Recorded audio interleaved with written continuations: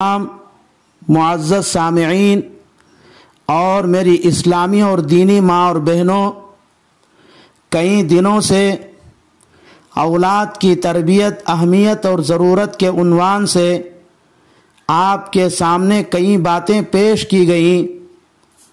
آج بھی اسی عنوان کے تحت ایک اہم بات کی طرف توجہ دلانا ہے، وہ یہ ہے کہ ہم اپنی اولاد کی تربیت کے سلسلے میں رسول اللہ صلی اللہ علیہ وسلم کے اسوہ کو نمونہ اور آئیڈیل بنائیں، کیونکہ رسول اللہ صلی اللہ علیہ وسلم کی تعلیم اور تربیت بہت ہی نرالی اور بے مثال ہے۔ آپ نے انفرادی اور اجتماعی دونوں طرح تربیت فرمائی ہے۔ بڑوں کی تربیت کے ساتھ ساتھ چھوٹوں کی بھی تربیت کی ہے۔ آپ ہر بات اس انداز سے سمجھاتے کہ وہ دل و دماغ میں اتر جاتی۔ آپ کی مثالی تربیت کے واقعات احادیث اور سیرت کی کتابوں میں بھری پڑی ہیں۔ نمونے کے لیے کچھ واقعات یہاں بیان کیے جاتے ہیں۔ چنانچہ پہلا واقعہ حضرت حسن رضی اللہ تعالی عنہ کا ہے۔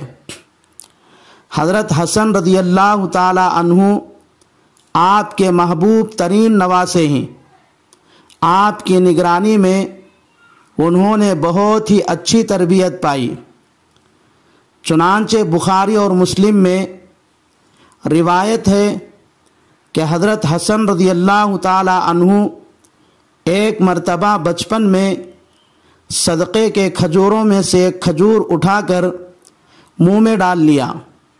آپ صلی اللہ علیہ وسلم نے دیکھا تو چونکہ صدقے کی چیزیں سادات کے لیے منع ہیں اور یہ بات حضرت حسن کو معلوم نہ تھی، اس لیے آپ صلی اللہ علیہ وسلم نے بہت ہی پیار و محبت کے انداز میں نرمی کے ساتھ حضرت حسن کو سمجھایا اور فرمایا کہ اس کو مت کھاؤ بلکہ تھوک دو۔ کیا تم کو معلوم نہیں کہ اہل بیت صدقے کا مال نہیں کھاتے؟ دوسرا واقعہ حضرت عمر بن ابو سلمہ کا ہے، اور یہ واقعہ بھی بخاری اور مسلم میں ہے۔ حضرت عمر بن ابو سلمہ رضی اللہ تعالی عنہ بھی آپ کی زیر نگرانی تربیت پائی ہے۔ رسول اللہ صلی اللہ علیہ وسلم نے بچپن میں ان کو بہت ہی پیار، محبت، شفقت اور نرمی کے ساتھ کھانے کے آداب سکھائے۔ وہ خود اس واقعے کا ذکر فرماتے ہیں کہ میں بچہ تھا، کھانے کے دوران میرا ہاتھ پورے برتن میں گھوم رہا تھا، یعنی میں برتن میں مختلف جگہ سے چیزیں اٹھا کر کھا رہا تھا۔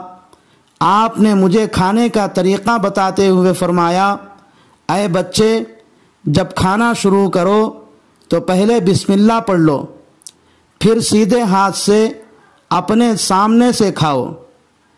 تیسرا واقعہ حضرت انس رضی اللہ تعالی عنہ کا ہے۔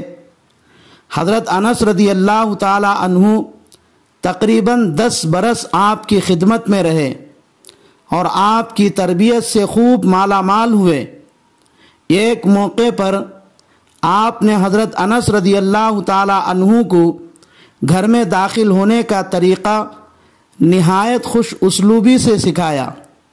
چنانچہ ترمذی میں روایت ہے، خود حضرت انس رضی اللہ تعالی عنہ بیان فرماتے ہیں کہ آپ نے مجھ سے فرمایا، اے میرے پیارے بچے، جب تم گھر میں داخل ہو تو گھر میں رہنے والوں کو سلام کرو، یہ تمہارے لیے اور تمہارے گھر والوں کے لیے خیر و برکت کا ذریعہ ہے۔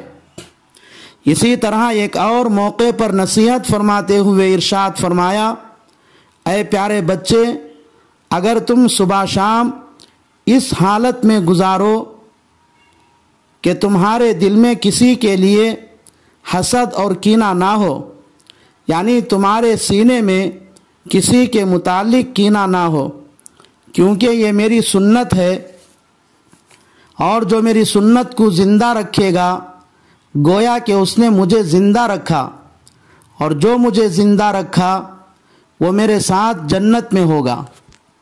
اسی طرح آپ صلی اللہ علیہ وسلم نے ایک بچے کو باپ کا ادب و احترام کرنے کا طریقہ سکھایا۔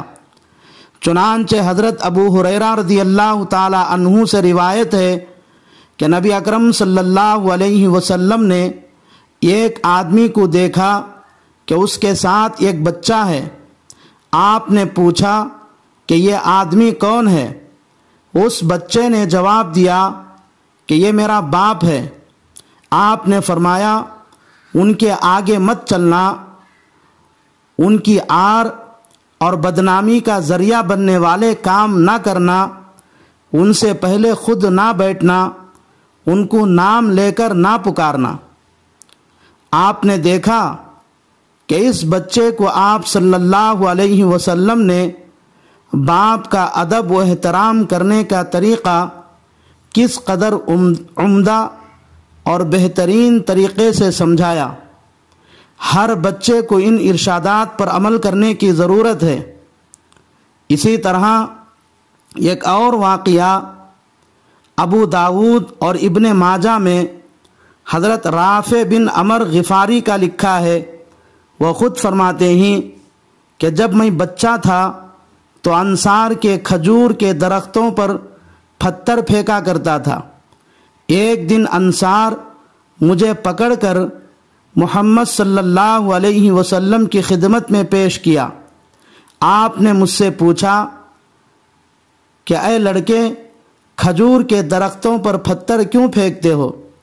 میں نے عرض کیا کھجوریں کھانے کے لیے درختوں پر پتھر پھینکتا ہوں۔ آپ صلی اللہ علیہ وسلم نے فرمایا درختوں پر پتھر نہ مارو، البتہ جو کھجوریں خود بخود درخت کے نیچے گری پڑی ہو ان کو اٹھا کر کھا لیا کرو۔ پھر آپ صلی اللہ علیہ وسلم نے میرے سر پر اپنا مبارک ہاتھ پھیرا اور دعا دی کہ اے اللہ تو اس لڑکے کا پیٹ بھر دے۔ قابل احترام بھائیوں اور بزرگوں اور میری ماں اور بہنوں، ان تمام واقعات سے امت کے ہر ماں باپ کو 3 باتیں سمجھ میں آتی ہیں۔ جو اپنی اولاد کی صحیح تربیت کرنا چاہے ان کے لیے ان تینوں باتوں پر عمل کرنا ضروری ہے۔ ان واقعات سے پہلی بات یہ سمجھ میں آتی ہے کہ بچوں کی صحیح تعلیم اور تربیت کی رسول اللہ صلی اللہ علیہ وسلم کی نگاہ میں بہت ہی اہمیت تھی۔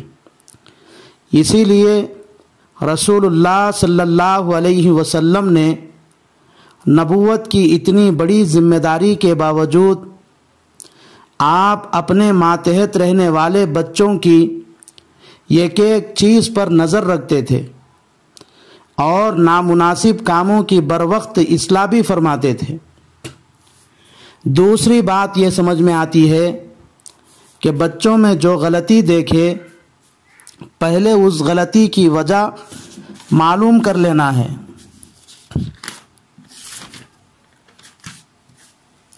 کیونکہ غلطی کی وجہ اور اسباب معلوم ہونے کے بعد ان کی اصلاح نہایت آسان ہے۔